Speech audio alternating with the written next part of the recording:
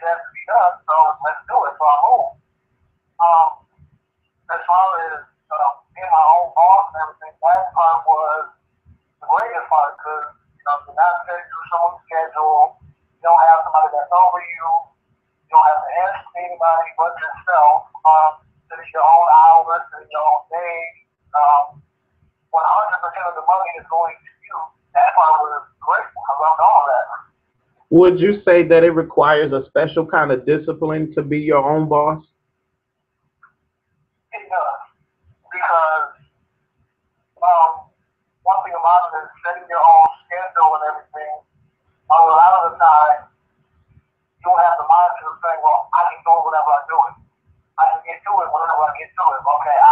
time to do this because I don't have anybody to answer to.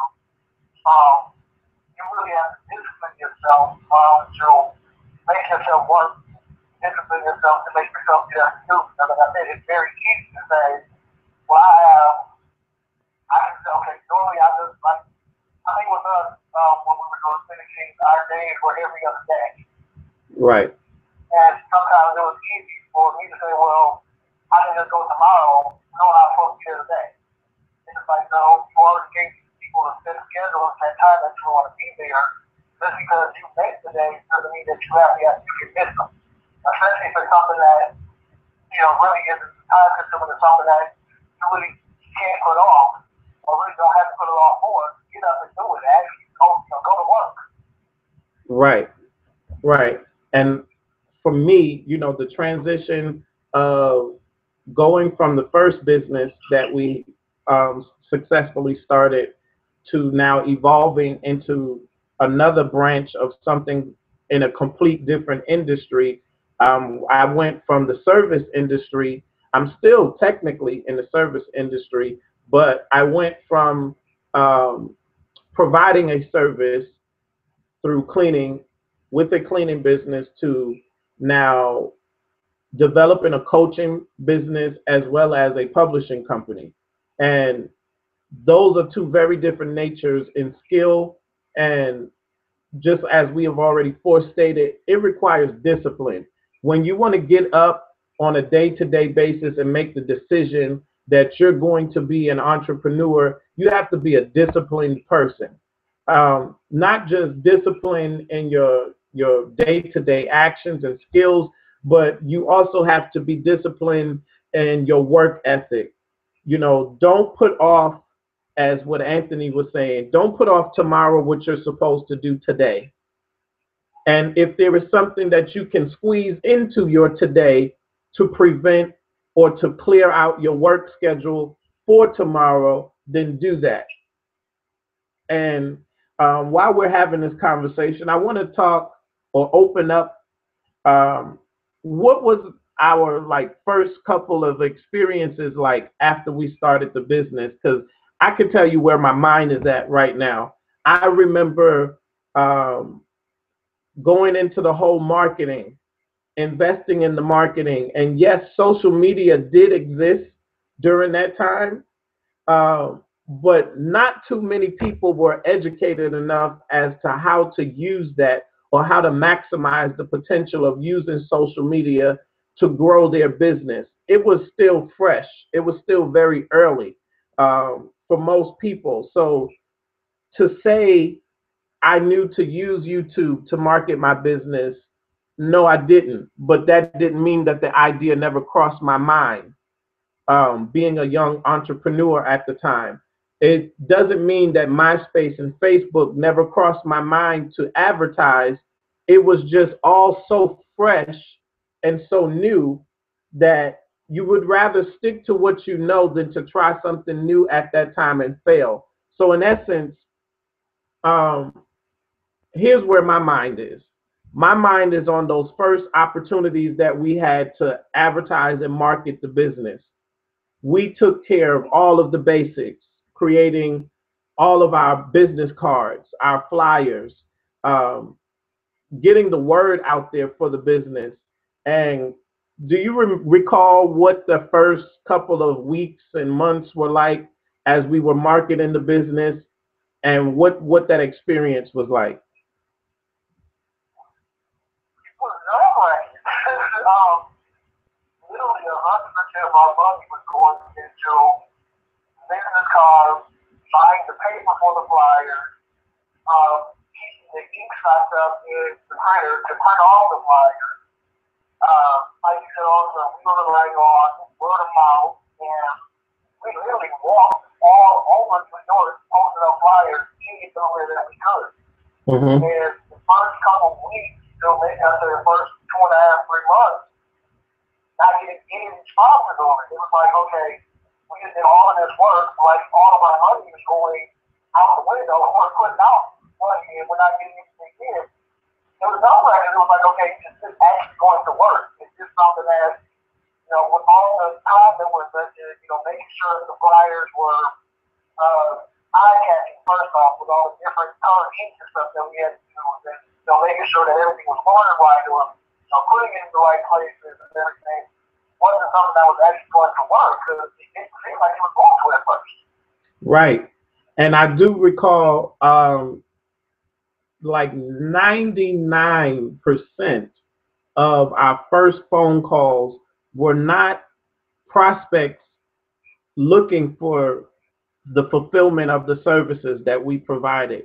99% of those calls were people looking for jobs. Yeah. That's what I recall and remember. So we knew that what we were doing, yes, was working. People were seeing it, but we were not landing too many clients in the beginning. So it took a lot of faith, and I'm bringing this point up to let people know it doesn't matter where you start, it's the fact that you start.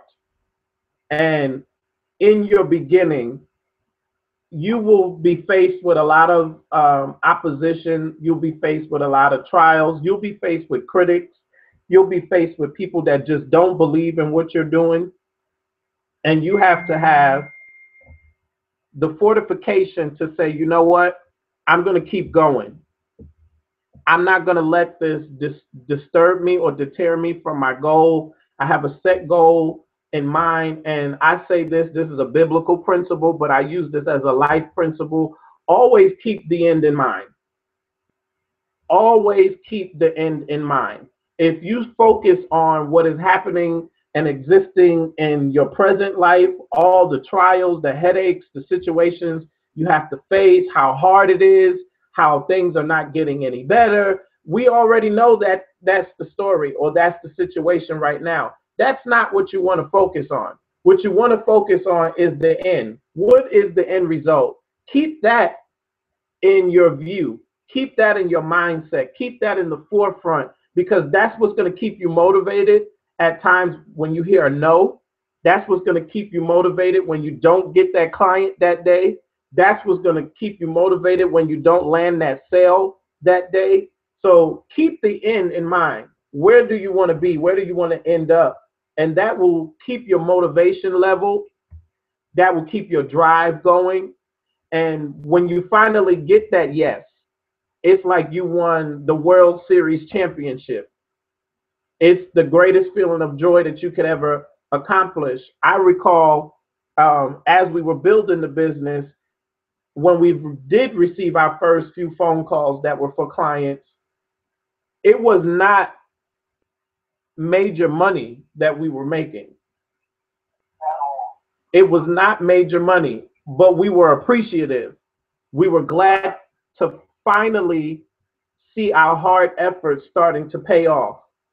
And at the end, we were able to start creating enough money that basically replenished what we had already put out. And that's the truth about entrepreneurship when you're starting a business, no matter what it is. Usually that first couple of months, first couple of weeks, it just depends on the nature of the business. Usually a lot of what you're investing and putting in is just that, an investment. You're planting a seed, and you don't always see the harvest, and you don't always see the fruit of that return to you right away. And that's why entrepreneurship is not for everyone, because people are looking for that quick gratification. They're looking for something that is instant. I want to give you $100 today, and you turn around and make it 1,000 by the end of this week. And that's not always possible. So with entrepreneurship, you have to understand that there are many sacrifices, and there are points where as you progress, you visit some checkpoints, you visit some critical times, you visit some times of reevaluation. And as you learn these different processes and things that you'll go through, you also get to that point called harvest. And I want to lead in with our first loyal and consistent client, because we had some clients that would call here and there. We had some projects that were one-time projects. Um, but when we started to develop some loyal clients and had the ability to visit multiple clients in a day or schedule clients, can you provide um, just a little bit about what that experience was like? Sure, but if I could say something first about something, you said something earlier.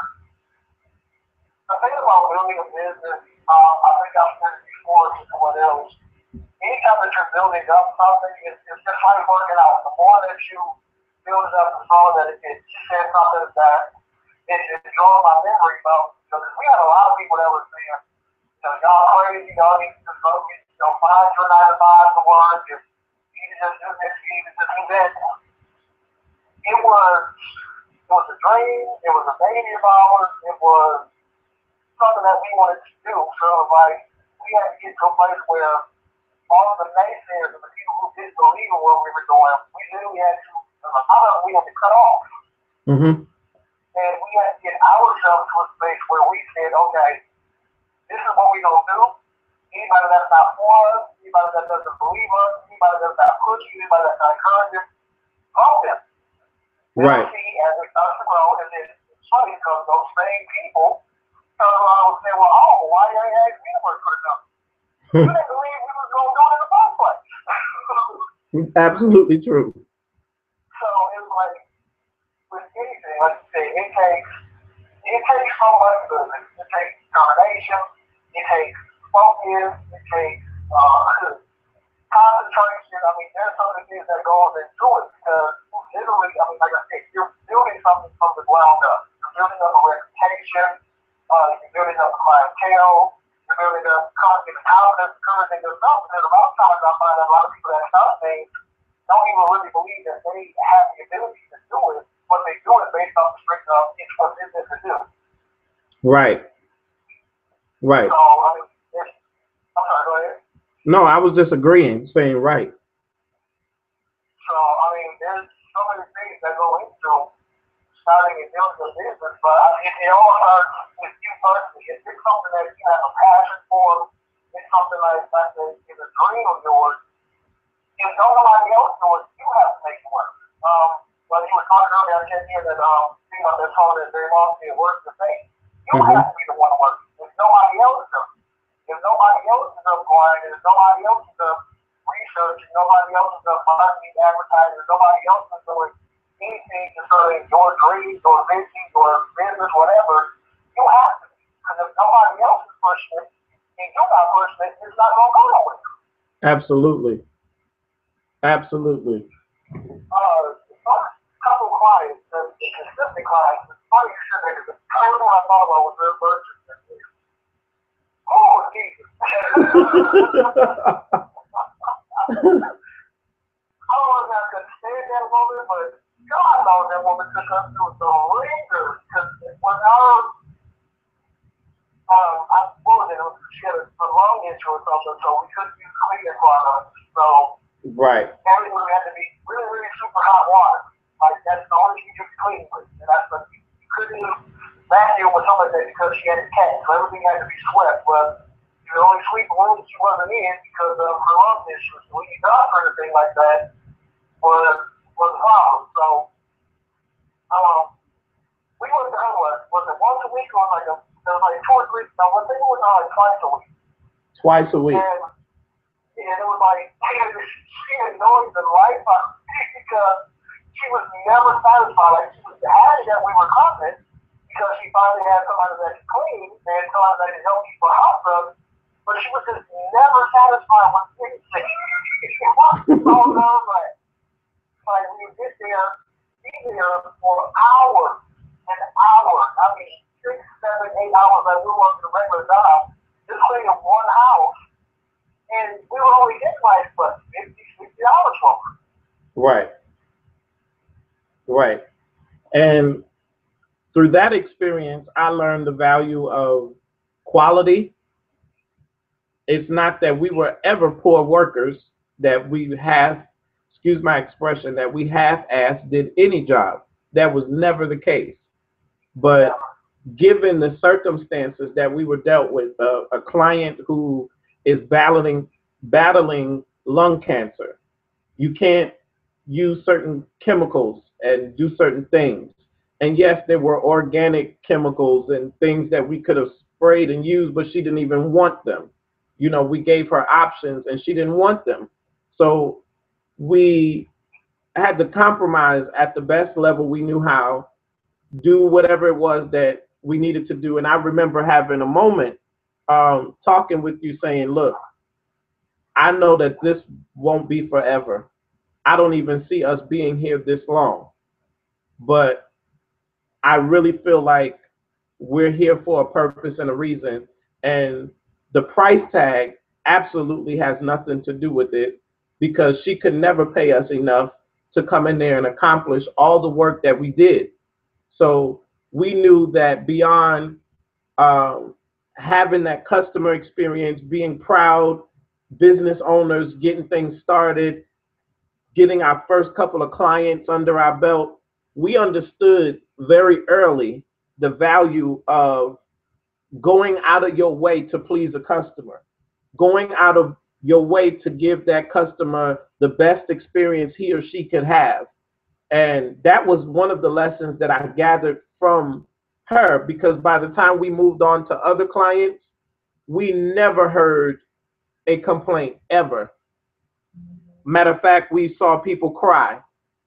We saw people awe-stricken, where they couldn't even express how happy they were.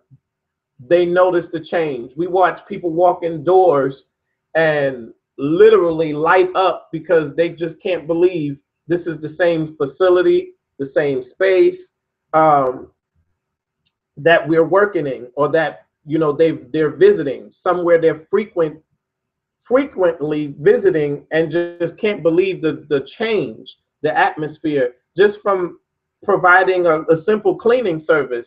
So can you let the people know that are listening, what type of clients, should I say, were we blessed to be able to work with in the future after we got our leg up and got started?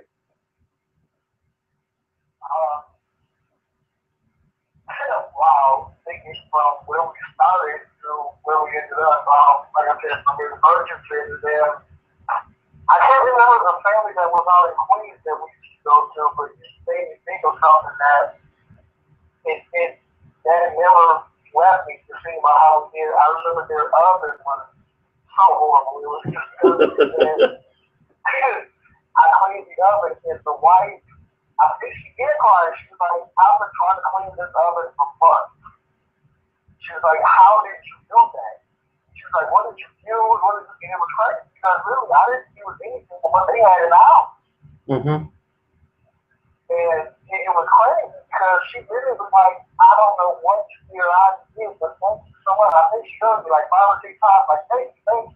Like, and it got so bad when I didn't even want to use the oven before, because, you know, every time we used it, that smelled, and it was crazy. Like, she was so happy because the oven was clean. Now, it took a couple hours, some of that stuff was takes on there, but I mean, it almost looked like a brand new oven. But we went from them to working literally for millionaires. I mean, we cleaned their business, and even got somebody to clean their bed. And I will never forget being invited to the mansion to clean up when they moved into. That right there is one of one of the greatest experiences of us working ever. To have somebody be so impressed with the job that you done at their business, to say, I want you to come to my personal house and clean up. And these people didn't have, like I said, they were doing it. They could have paid somebody to come do that. They could have got another, somebody else. But Right. Okay, y'all, such a great job. I want you to come clean my house. Right.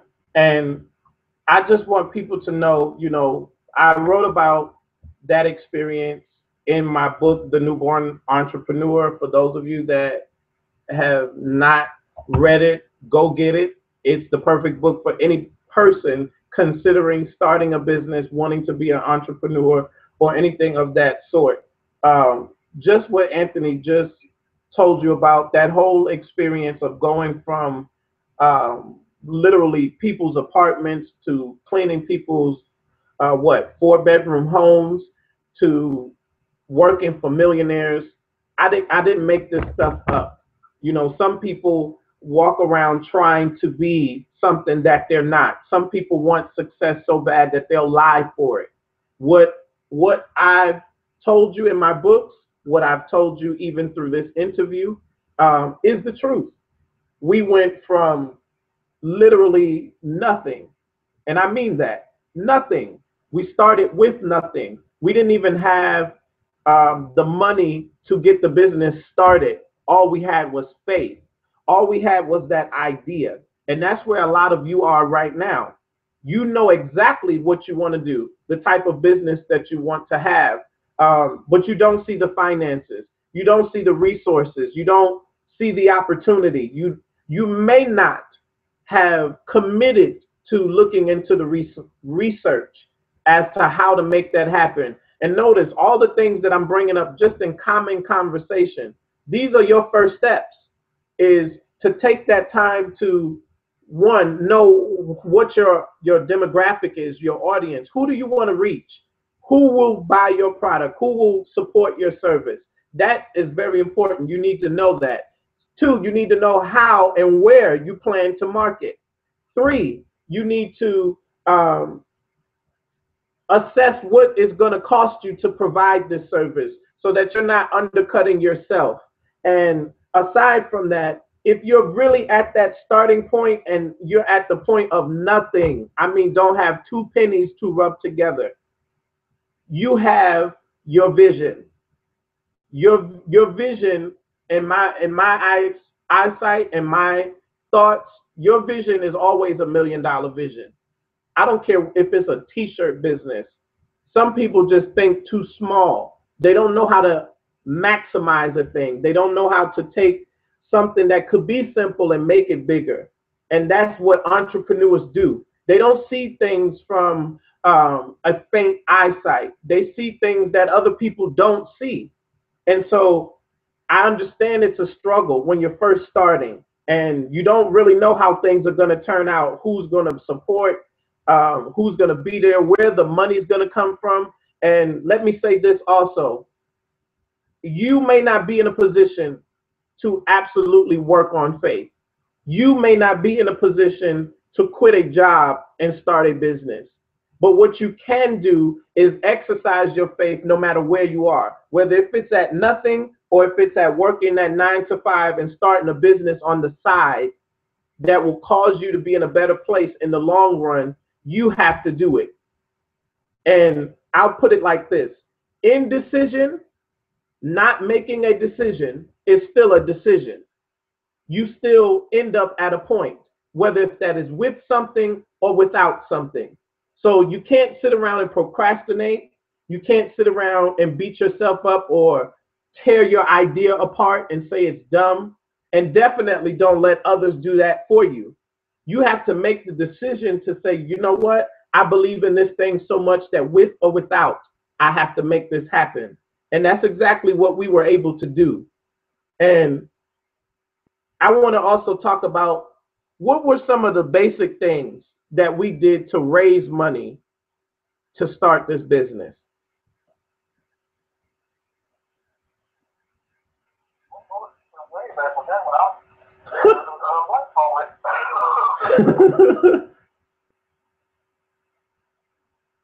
This is for the person that's like piss poor, broke, you know, sitting somewhere on their granny's couch, their aunt's couch, their mama's couch, living with somebody, don't have a dime, got holes in their drawers, they so broke. Well, that's the problem. I know we have some things for some reason, and I know I'm on quite a few things. Right. Man, like I'm really trying to be with her. It was so much. With that business that like a lot of wow. What did we do? We did just what you said. Each of us pawned something We borrowed money. We sacrificed money. We started tithing into um, the amount that we needed. Not per se that we created a budget and said, okay, if I pinch and do this or that, but what we started doing was tithing towards our vision and giving out of whatever income that we did make, we always allotted something towards our next business move. And aside from that, myself, I had another little side hustle that I was doing. And to those that are listening that are not religious, don't attend church, you may not understand or know what I'm talking about. And my side hustle was um, creating head coverings. Women in church wore head coverings, so I created headpieces and sold the headpieces, and that gave me a couple of $100 and gave me a little bit of financial support to invest into the business. And it was a hustle that gave me enough pocket change to invest, to invest in our marketing, to invest in our legal work, to get started. And then last but not least, I do recall that we also hustled selling candy. Oh, yeah, I completely forgot about I don't know how I forgot about that. God knows it's worth my time. So we did whatever it took. There was no excuses. We didn't know what an excuse was.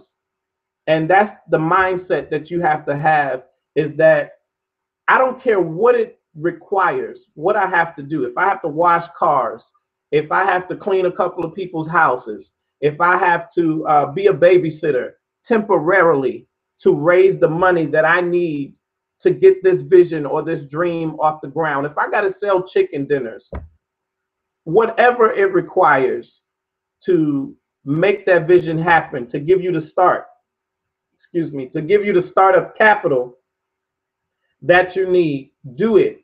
Now, most business uh, advisors will tell you borrow money from friends and family. Sometimes that does not always work.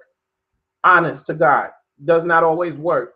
So for most people that are pursuing entrepreneurship, the reality is that you will end up working your job and finding a side hustle, a hobby, or something that gives you extra cash, and using that to invest into starting your business. That's the reality for most people. But for the person that has absolutely nothing, holes in your drawers and sitting on somebody's couch, your best bet is to find a hobby. And I don't know if you remember this, but literally what we did back in those years of starting this cleaning business was we took very basic skills, something very simple, something that we do every day that nobody thinks is valuable, and we turned it into a business. And I remember the struggle of going out, filling out hundreds of job applications and could never get a yes, could never get hired nowhere. Not because I was not skilled, not educated, didn't have no kind of background.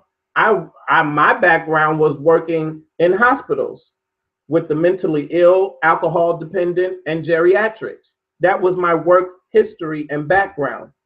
So it wasn't that I didn't have history. It wasn't that I didn't have skill. It wasn't that I didn't have the know-how. But what the issue became was that just wasn't my destiny.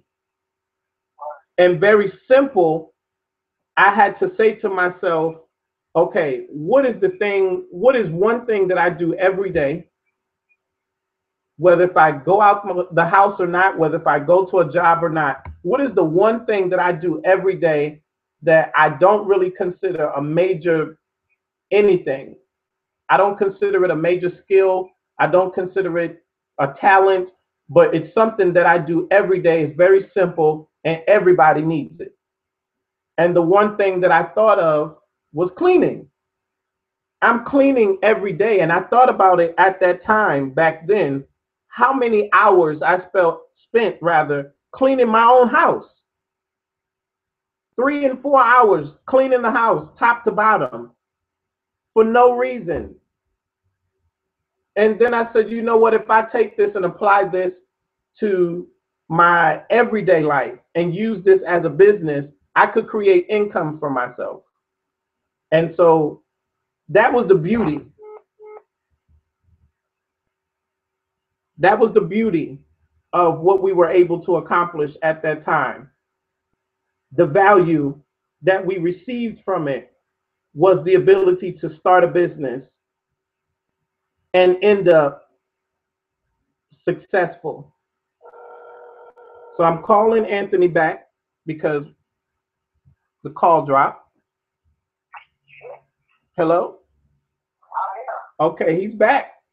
But I was leading out with the fact that we were able to start something from nothing. We were able to create value out of an everyday skill that everybody uses, everybody needs, and we turned it into something that was profitable for us.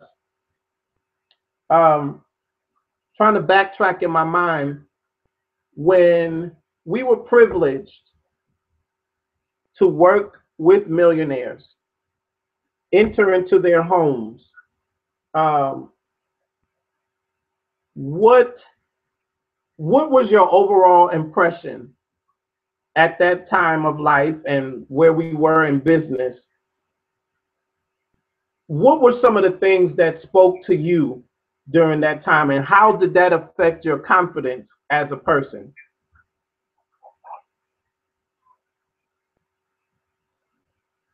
It's funny because I felt like with where we were at in the business at that point in time, that we shouldn't have even had a client like that. Because literally, like, we were still building the business when we got the contract. Right. So, The ink hadn't dried. right. We didn't have our own vehicle.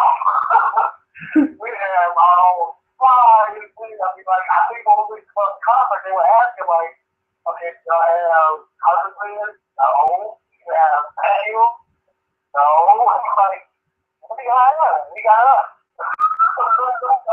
And that's literally what we had. So, like, for me at that point, it was like, man, for us to be working, for what we're working for, and I felt like we were still in the baby phases of the business. It was crazy for me because back that they took a chance on us and that we were with them as long as we were. To me, that was the greatest confidence of it because it was like, even though we didn't have the stuff that any other people, our competition had at the moment, we were still doing a good job and to more greater than what the status credit company. Exactly. And I believe they did before, like a lot of the people that were with those with them who were living for with the millionaires, they were saying it's all our fault because people we had before, they wasn't doing nothing. Now I got this place looking like a different place. We wasn't doing nothing to clean it up. We didn't rearrange nothing, nothing to do with it. We didn't paint nothing. We didn't do nothing different. All we did was clean up. And they're like, it's like it's a whole new facility. Right. And for me, that spoke to the quality that, not that we were right, it spoke to our work ethic. Because think about how that place was when we first got there. All the dust, the dirt, oh my God. Animals that were in the classrooms and stuff, it was like, man, I mean, you can do this stuff after walking into the building. The disorganization. And then going and going, and it only took us like maybe for a month to go up. Yeah. It was a fight. I mean, and they were like, man, for the people who did had to see us first, that was the one that got me. That was the greatest thing for me. For the people who didn't see us for a while, and then finally meet them, like, okay, all the people that cleared them up, like, oh my God, that's not just, I mean, we had people on, they were trying to give us credit. Like, here, just let me give you the $20 just for the job that you did. This is so great. It's like, Well, we already get paid. I know you already get paid, but I want to get this because I love what you've done with it. Like, there was so many times where I was turning down taking money from people. They never like a couple of them. I'm like, yeah, I want to invest in your company because you all do a great job. I have to get something to you for what you do. And that was the tips, the perks of doing a job well done, where people that are just visitors, they're not even authority figures within the place that we were working for. Just people that frequent there that was just so impressed with the service that they felt the need to tip. And I'm going to say this in this context. For people that are working a 9-to-5 job, the only thing your job is doing is tipping you for your work. But when you add up the true value of what you do, you're not earning and making what you really should be making no matter where you're working. At the end of the day, that $8, $9, $10, $12, $13, $14, $15, $20 to whomever is making it is only a tip compared to the value of the work that you provide for that person. So in essence, becoming an entrepreneur is honing in on your ability to take your skill, whether if that's the skill that you wake up with at your 9-to-5 or it's your everyday life skills. Notice how both industry people that get up and go to a 9-to-5 job can take those skills and turn it into a business. They become speakers. They become coaches. They start coaching 500 Fortune 500 companies after working for 2 or 3 Fortune 500 companies, or they start taking small businesses and teaching them how to become Fortune 500 companies, because that is a skill that they practiced for so many years, and they start to see, learn, and know the value of taking that skill and turning it into a business for themselves. And look at stay-at-home mothers, the whole stay-at-home mom movement, where mothers became bloggers, earning money through blogging, selling products, writing books, etc., and learning what it required to provide that comfortability to be able to stay home, do what they do on an everyday basis, love their children, make babies, etc., but still be able to have a paycheck and put food on the table and keep a roof over their heads, etc. So there is power, there is value in knowing your purpose and knowing your skills and ability and being able to deliver on those skills and abilities with value. People will tip you. And pretty soon, to those that are moving forward in your business, you're doing your thing, I stress the point to you, don't just provide a product, don't just provide a service, provide value. Make sure that every customer or client that you interact with experiences the value of your brand. Go above and beyond to impress that client, and I guarantee you, without fail, they will brag about you, they will make referrals to you, they will tip you. And I don't even want to talk about that, but I did another interview where we talked about money stops BS, where when people are uncomfortable with your prices and uncomfortable with your packages and whatever it is that you do, you have to stand by your value. You have to know that if it costs $1,200 for you to do something, you have to stand by that. Because oftentimes when you start undercutting your prices and offering a whole lot of discounts, what the mindset of people is, well, then maybe I can find it cheaper somewhere else. Maybe if I'm getting such big discounts, then maybe that's not the true value of what I should be paying in the first place. And so, yes, as a business owner, sometimes discounts work, but sometimes you have to know the value of the price that you're charging and stand by that and be confident. And I want to lead in, Anthony, with the whole experience of when we did land that first major contract with the millionaire. Do you remember or recall the experience of when we had to sit and negotiate our price and what happened at that moment? Because I have a very good memory. It's a memory that keeps me encouraged every time that I think about it. And even to this present day, when I talk to a customer and I give them my price, I have that experience in the back of my head. So do you recall what happened when we negotiated our contract with that company? They wasn't trying to go for it at first. They were like, well, the people we had before you only charged us this much, and I think they were saying we were, I think somewhere between $150 to $200 more than what they were asking for before, and they were saying that it was out of their budget, they couldn't do it, and I think they even made references, like I said, to the stuff that we said, well, you don't even have your own stuff, this and that or whatever. At first it seemed like they were on go with us. I was really tripping because I'm saying, this would be a great opportunity, and it doesn't seem like we're going to get it.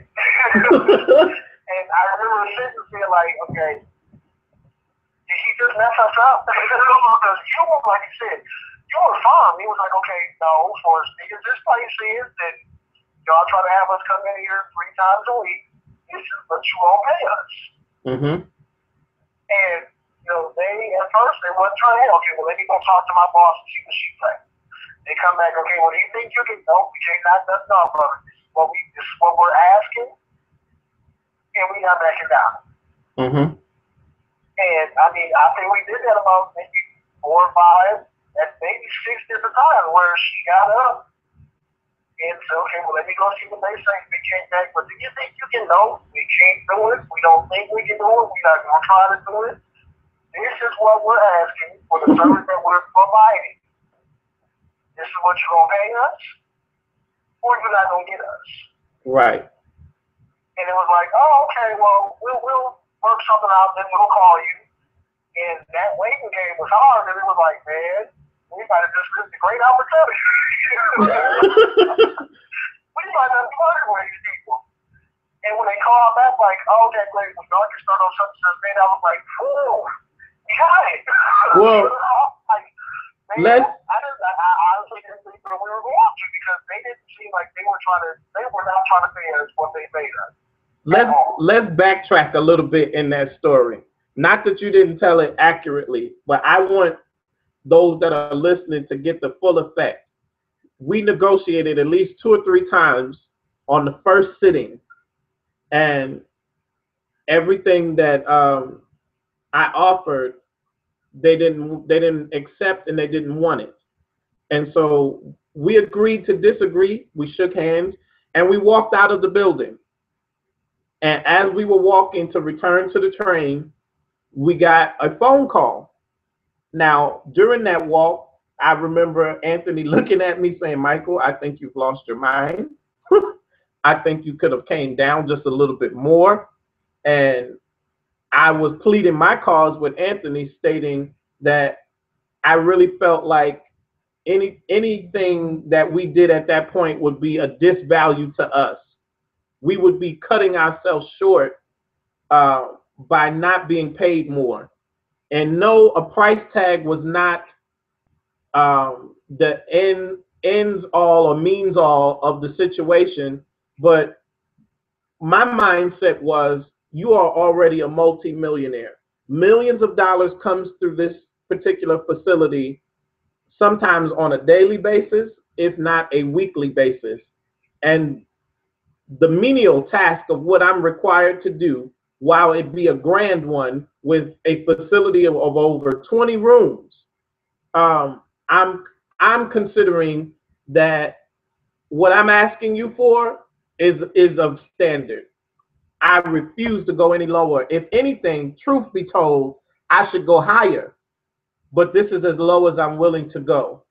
And that was one of the best and greatest business decisions I was ever led to make. And I believe, as young as we were at the time, being what, I was probably 19 years old, Anthony. Yeah, not even 21 years old yet, but having the mindset to make such a decision, and as we call it, an executive decision. Um, when we walked out, to be honest with you, as firm as I was and as confident as I was in my asking of the price or negotiating of the price, there was that small moment of, I think you effed up. There was that small window. And then I prayed as I walked, because I'm a person of faith. I prayed as I walked, and this confidence came over me that everything was okay. I don't know where it came from. And as we walked, my phone rang again, and we were asked to come back. And I looked at Anthony on the way back, and I was like really motivated on that walk back, because I said, Anthony, we didn't even get nowhere yet, and they're asking us to come back. This is a very good sign. So as we came back, not only did they give us what we asked for, but in turn, as we worked there, we actually end up being paid even more than that, almost twice that. So I thank God for that experience. It was a very good experience as a independent business owner. It taught me the value of the service that I provide, being able to make a demand off of the quality of service that I provide, and knowing how to stick by that. Because there's some people in business that get taken advantage of because they don't know the value of what they offer. They undercut themselves. They're so desperate to have another client under their belt that they'll say yes to everyone and no to anyone, and not no to anyone. So I think, in a nutshell, this interview, this discussion that we were having about first steps to entrepreneurship, this is my way of sharing my experience with you, what I was privileged and blessed to do as an entrepreneur. And this is only a pinch. This is only a drop in the bucket compared to some of the other projects I was blessed to work with or work on. But I want to encourage each and every person that's listening, know your value. Stick by your dream. It's not always going to look easy. It's not always going to be easy. It's not always going to feel great. But when you desperately want something, and notice the key word, desperately want something. How bad do you want it? How bad do you want to be a business owner? How bad do you want to see that business come to pass? How bad do you want to make that thing happen? How bad do you want to see your dream come alive? What does it require to get you to that space, to that place of realization that it's not a dream no more, it's happening? And Anthony, I don't know about you, but I had several bouts with that experience as we ran that business, where it was like I'm wiping the mirror and looking at myself in the mirror, saying to myself, I remember when I could just visualize myself doing this and it was just an idea, but now I'm doing it and I'm getting a paycheck and it's real. This is really happening. This is not just an idea in my head or in my back pocket anymore, but I'm really doing this. Another surreal moment for me was the visit to the mansion.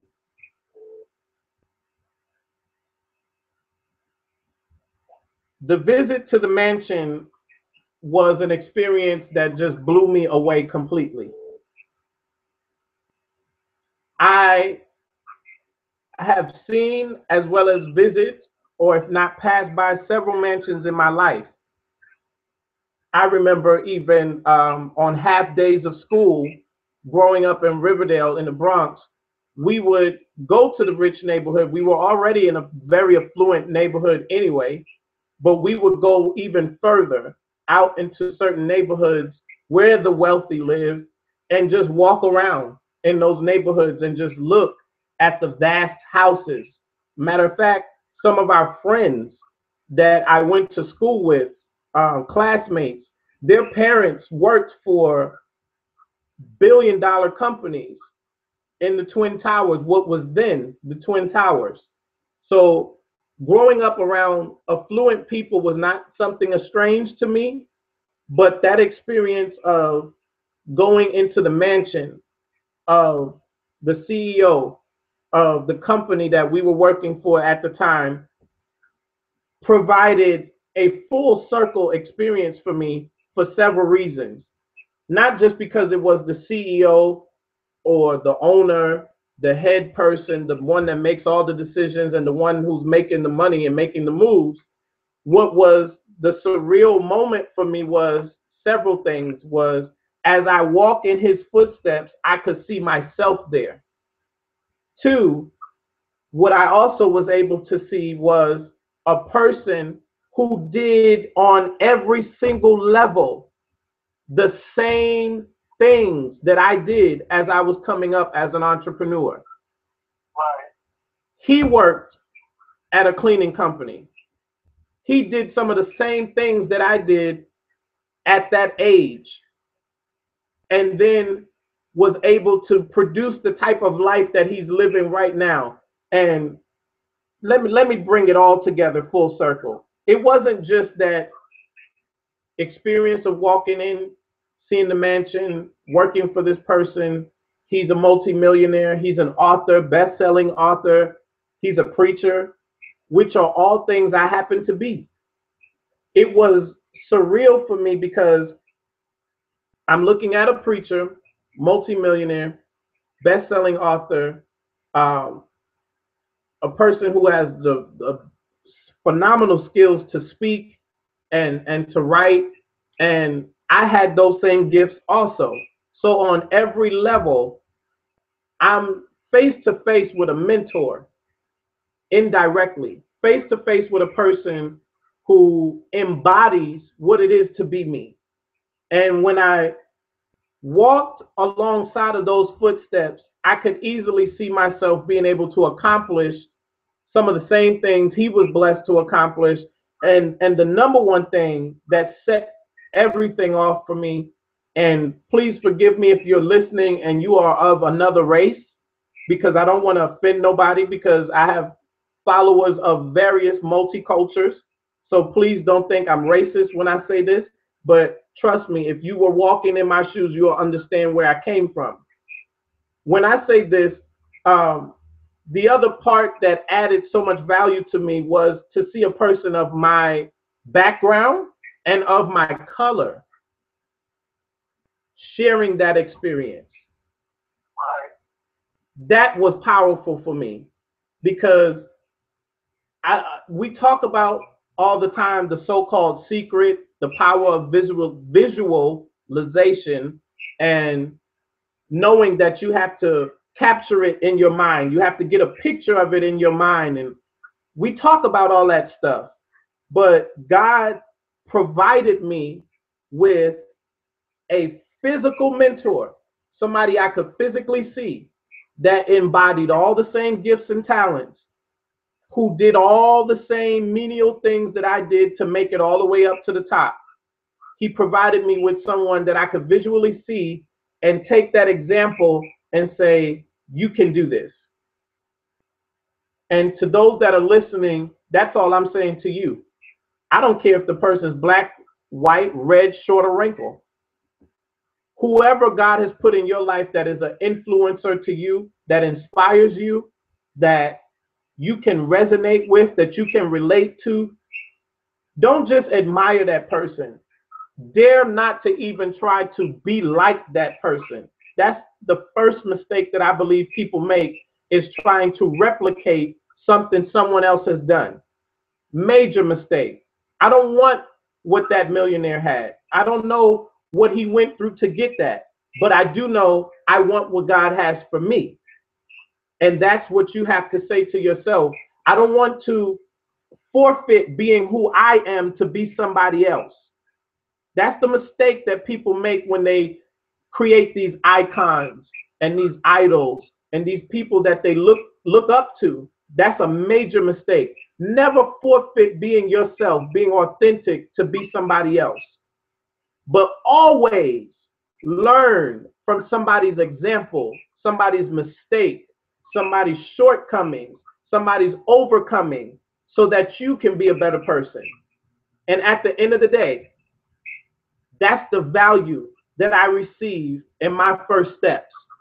In my first steps of walking alongside of my business partner, in my first steps of learning what it is to be a business person, and in my first steps of God providing a physical mentor, somebody that I could tangibly see and speak to, that embodied everything of who I am and where I'm going in my life.